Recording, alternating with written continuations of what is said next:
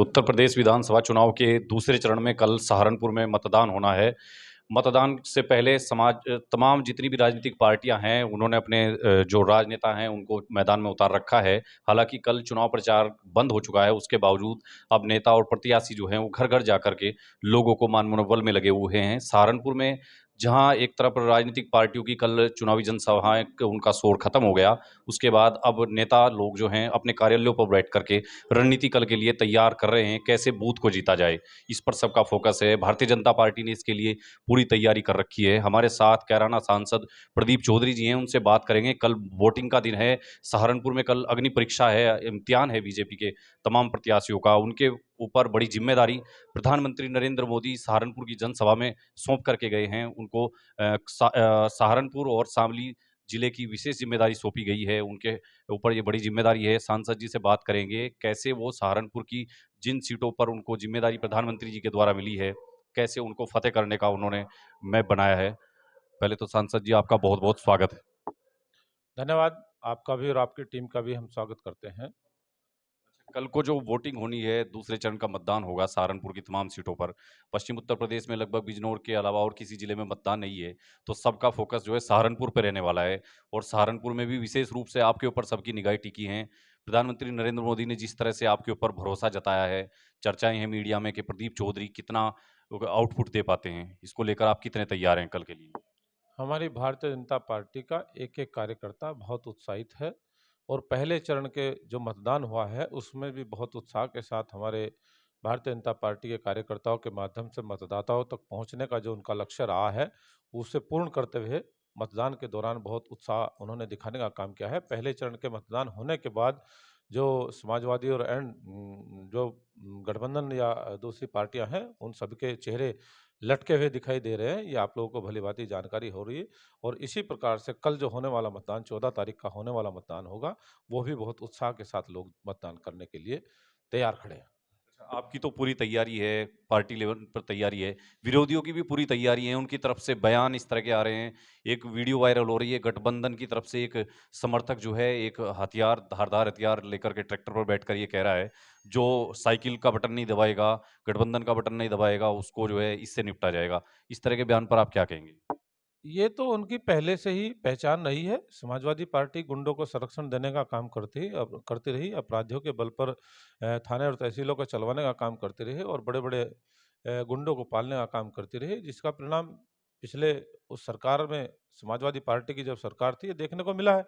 उसी से त्रस्त होकर के, दुखी होकर के, बहुत परेशान होकर के भारतीय जनता पार्टी को उत्तर प्रदेश की जनता ने उत्तर प्रदेश की सरकार बनाने में बहुत बड़ा योगदान उत्तर प्रदेश की जनता का रहा है और हमारी भारतीय जनता पार्टी ने, सरकार ने उस गुंडागर्दी को खत्म करने का काम किया है, कानून का राज स्थापित करने का काम उत्तर प्रदेश में किया है और मैं मानता हूं कि आगे फिर उत्तर प्रदेश की जनता फिर से सुरक्षा के माहौल को पसंद करते हुए, विकास के कार्यों को पसंद करते हुए, ऐतिहासिक ऐतिहासिक फैसलों को जो हमारी भारतीय जनता पार्टी की सरकार ने किए हैं, उनके माध्यम से और उनसे प्रसन्न होकर के फिर से तैयार खड़ी है।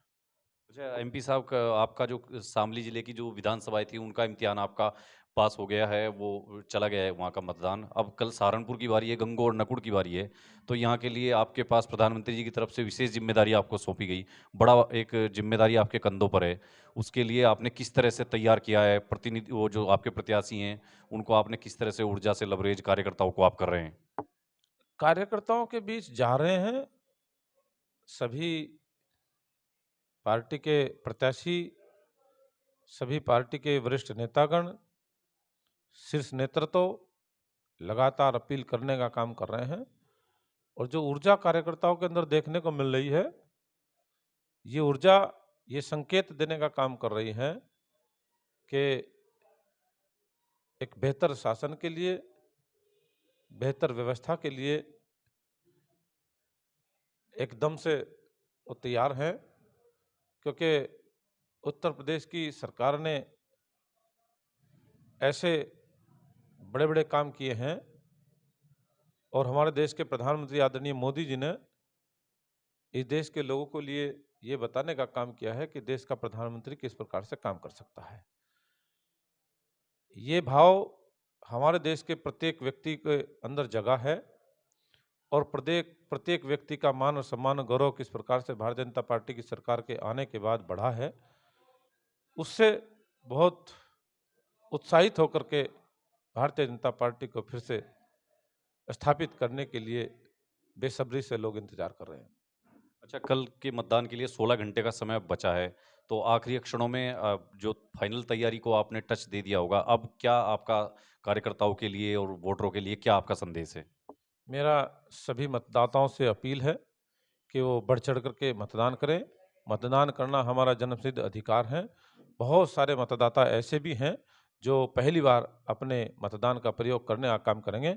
उन सभी को मैं शुभकामनाएँ देते हुए आशा ये करूँगा कि वो बहुमत के साथ और बड़े ऊर्जावान तरीके से के साथ इस राष्ट्र के निर्माण में अपने बहुमूल्य मत का प्रयोग करें। आपका भी वोट इसी विधानसभा गंगो विधानसभा के आपके पैतृक गाँव में है दूधला में।